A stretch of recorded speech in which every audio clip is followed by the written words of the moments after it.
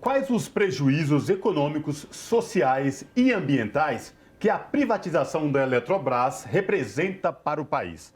Para repercutir esse cenário e nos ajudar o que está em risco com a venda da empresa pública do setor elétrico no país, o Revista Brasil TVT conversa agora com Clarice Ferraz, que é professora da Universidade Federal do Rio de Janeiro. Boa noite, professora Clarice Ferraz. Prazer em falar com a senhora. Seja muito bem-vinda. Boa noite a todos. Muito obrigada. Um prazer estar aqui falando com vocês. São muitas as consequências mesmo, como você elencou. Pois é, professor, exatamente isso, né? Acho que as pessoas, a população de forma geral, não se dão conta do que está em jogo e o risco maior nessa questão que eu falei especificamente para o dia a dia da população, para a questão ambiental e o mais da gente ainda, nessa questão da energia, da matriz energética na mão do capital privado. Professora, ajuda a gente a entender essa questão. Acho que você entendeu muito bem. Vamos lá. Com relação ao nosso dia a dia, nossos problemas materiais dos mais simples, não é? O efeito imediato, a gente vê nossa conta de luz que não para de aumentar e que com a privatização, na verdade, vai aumentar ainda mais. Na verdade, a gente vai ter um salto tarifário no ano que vem. A gente vai pagar essas termoelétricas que foram contratadas em regime de urgência, os 3 empréstimos que pegaram em nosso nome sem combinar com a gente e os efeitos da privatização que vão começar a se sentir, que começa pela descotização. Eu acho que talvez a gente deva depois tirar um tempinho e explicar o que é isso, porque esse é o coração mesmo da privatização e que, inclusive, vai provocar um forte aumento na tarifa. É tanto essa questão do gás, que todo mundo fala, mas o que eles não querem muito falar é da descotização, que é justamente pegar a eletricidade barata que pertence ao povo brasileiro por contrato até 2042 e liberar para jogar para o mercado a um preço em que eles quiserem, né? Uhum. Essencialmente é esse o problema. Então, essa inflação da sua tarifa, na verdade, ela vai inflacionar toda a economia. É assim que a gente está vendo também na Europa. Quer dizer, que não se fala nem só de inflação, né? Assim, é a carestia do custo de vida. Tá difícil viver, pagar aluguel, pagar a conta de luz, comprar o gás. E aí, as respostas são ainda mais traiçoeiras, né, através da redução de impostos, que aí você deixa um Estado sem receita para prover os serviços públicos necessários e aquela população que já não tem renda, né, para garantir aquilo que ela já compra privadamente e ainda passa por esse processo, né, de empobrecimento mais profundo na degradação da qualidade do serviço e essa inflação generalizada que não para de aumentar. Então, não adianta aumentar a taxa de juros, não adianta fazer nada. Se não endereçar o problema da energia cara, a gente vai continuar tendo inflação. E se ficar aumentando a taxa de juros, é inflação com maior endividamento e aí, inclusive, atrapalha a nossa transição energética. Porque a gente está precisando o quê? Investir. Quando aumenta a taxa de juros, a gente faz o quê? Reprime investimento. Então, que conversa é essa que a Eletrobras vai investir, que as pessoas vão investir no Brasil? Isso é mentira, gente, vamos logo falar, né? Em português é mentira mesmo que a gente fala, não é fake news. Então é isso, então é tudo isso uma grande mentira, o povo foi enganado, eles fizeram esse processo em regime de urgência e o que a gente vê é um processo de encarecimento e degradação da prestação do serviço, que passa por uma grave, né, degradação das consequências ambientais. A gente está falando de uma mega empresa que controla os reservatórios de água doce, né, que tem linhas de transmissão. Assim, quando essas coisas não têm uma manutenção adequada, a gente está falando de barragem, né? A gente tem nossa experiência muito traumática com a Vale, que já mostrou muito bem o que pode acontecer. Uhum. Então são essas coisas dessa natureza, sabe? Professora, você está falando, na verdade, sobre os prejuízos de pegar uma estatal e colocar na mão do poder privado, né? Da capitalização disso. E aí eu queria te perguntar sobre a soberania energética da nossa população, como fica? Porque a gente tem aí já um entendimento já bastante vasto de que a energia por hidrelétrica somente não é a mais eficaz e a gente já tem outras opções, a eólica, por exemplo. E aí, como ficariam investimentos também nesses processos? É interesse dessas pessoas que estão agora no poder da Eletrobras? Na verdade, foi um sistema de capitalização, né? Vão ser vendidas cotas da Eletrobras. Mas, enfim, como é que fica o interesse por lucro em relação ao investimento nessas novas energias mais limpas, mais sustentáveis? São duas coisinhas, não necessariamente vai ser a Eletrobras que vai investir nas renováveis. E eles, como você muito bem disse, é isso que é o problema principal que a gente vê tanto no combustível como na eletricidade, é a mudança, né, da função, do objetivo da empresa, que deixa de ter então a função social, que é justamente, o que é a função social do setor de eletricidade? Então, garantir que todo mundo tenha acesso e que é um preço que a gente consiga pagar. Quando isso foi desenvolvido, quando se colocou a Eletrobras de pé, a ideia era justamente essa. Vamos nos desenvolver, vamos fazer parte dos processos de desenvolvimento e vamos, então, ter energia para esse país inteiro. Se interligou, se construiu essa super capacidade de geração de eletricidade e a gente, então, fez um projeto enorme de desenvolvimento do Brasil, né, com esse alicerce que era o quê? A energia barata, a energia que a gente tinha possibilidade de gerar, a turbina produzida no Brasil, né, tudo aqui. Então foi uma época de grande pujança, né, da economia brasileira e inclusive de grande participação da indústria no PIB, com geração de emprego. Então era outro fenômeno aqui que estava acontecendo. E é isso então que precisa ser resgatado, porque quando a gente privatiza, então a gente vê, bom, primeiro o objetivo dela agora é só lucro. Que lucro é esse? Como é que eu distribuo? Eu estou distribuindo dividendos, eu estou dividindo trimestralmente, né, uma empresa de 60 anos agora com um objetivo desse de curto prazo, sem se preocupar com nada do nível de tarifa, com nada, não é problema dela mais, né? Então eles querem mesmo agora maximizar os lucros. A partir disso, o que ele vai fazer? Ele vai operar os reservatórios da maneira que ele tiver mais lucro, e não necessariamente ampliando a oferta, né, fazendo que a gente tenha eletricidade mais barata, os melhores sistemas. Não é essa mais a preocupação. O que vai acontecer? E aí que a gente está entendendo é isso, quer dizer, é um setor elétrico que passa a ser profundamente desestruturado. Porque você tinha essa super Eletrobras que tinha essa função social, então isso dá uma grande estabilidade para o setor todo.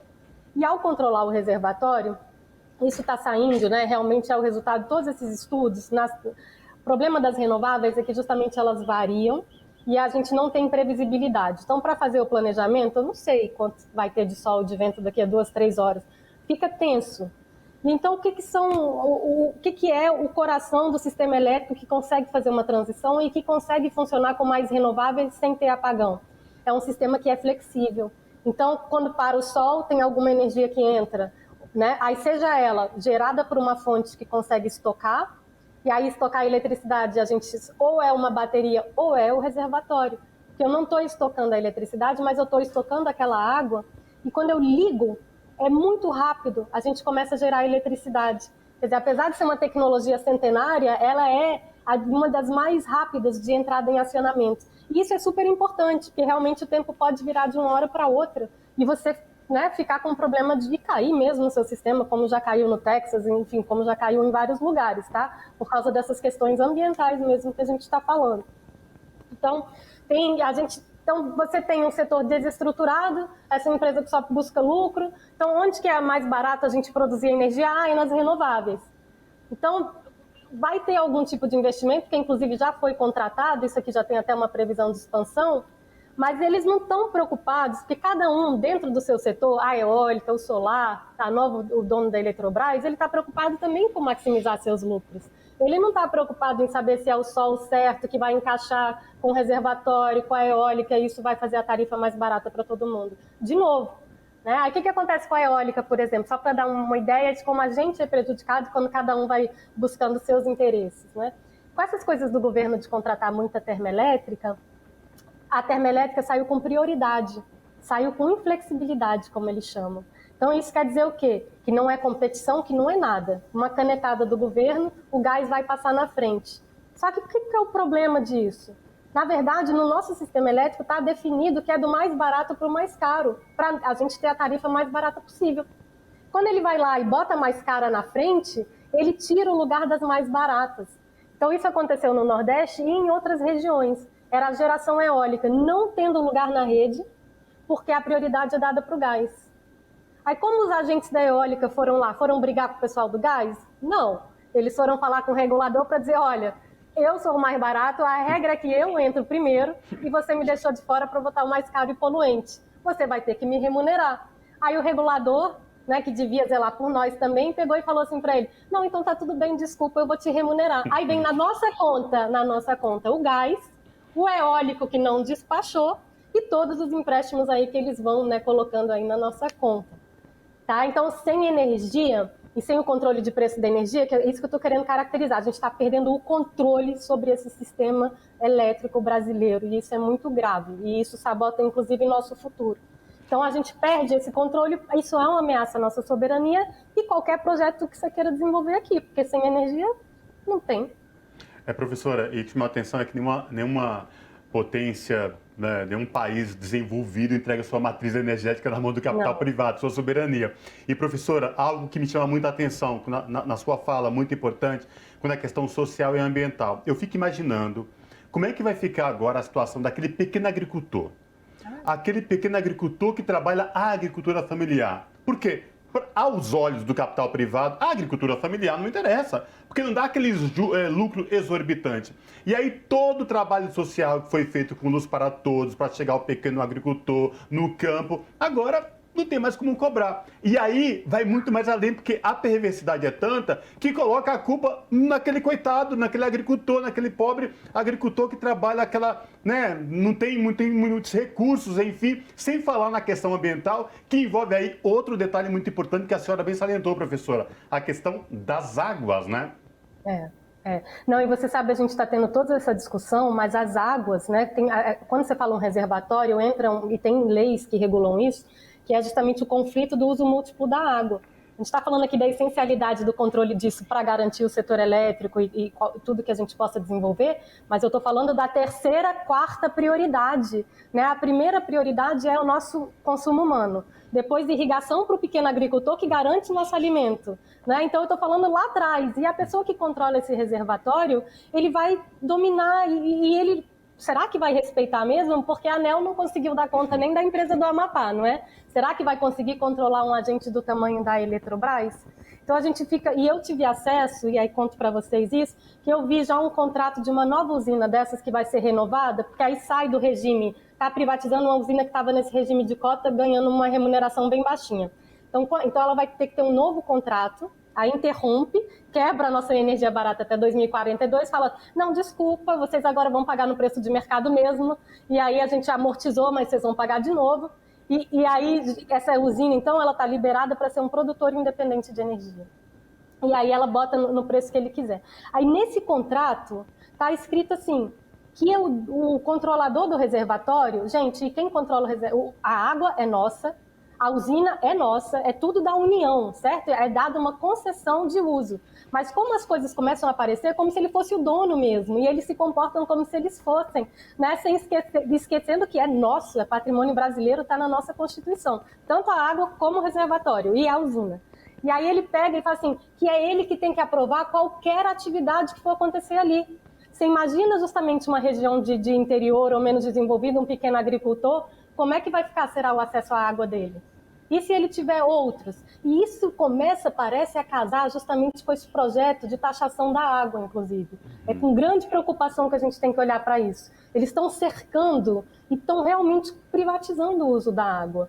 Então, assim, é tão grave e que, na verdade, talvez seja mais grave ainda.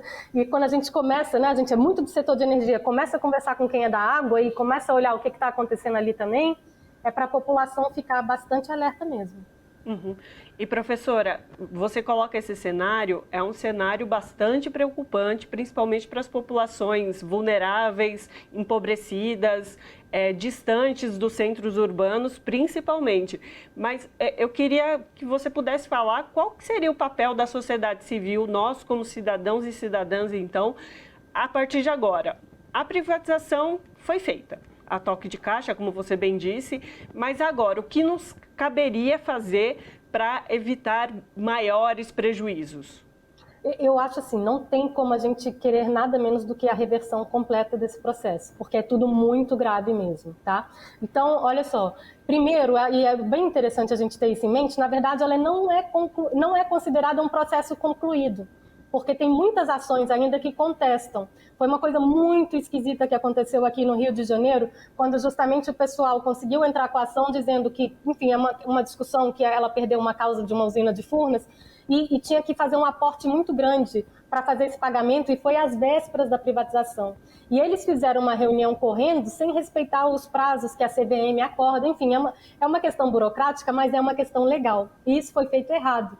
Então, eles ganharam na primeira instância, ganharam na segunda instância, o escritório que representa o sindicato, né, dos eletricitários, e o presidente do TJ do Rio de Janeiro veio tirar do bolso uma lei da era do Collor, bastante com caráter meio autoritário, dizendo como fosse uma coisa assim de calamidade.